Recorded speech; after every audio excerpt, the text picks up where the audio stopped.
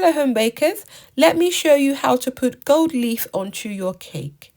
Gold leaf usually comes in sheets like this. First thing you need to do is prepare your cake surface. You need something for the gold leaf to stick on.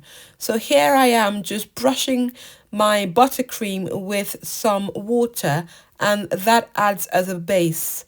And you just want to press onto your cake where you want it to stick, and it will stick. It's very sticky, so you need to make sure that the gold leaf is exactly where you want it to be and press. And it's also important that you don't touch it with your fingers, because if you do, it will stick to your fingers and that's a waste of your gold leaf. So you can do in patterns or randomly, or in whatever way that you can go wild and use gold leaf to decorate to your heart content.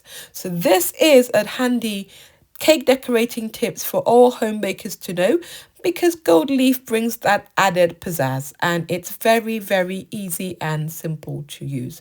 So I hope that you will be using gold leaf in your next cake decorating, because it's very easy to use and it gives your cakes the wow factor.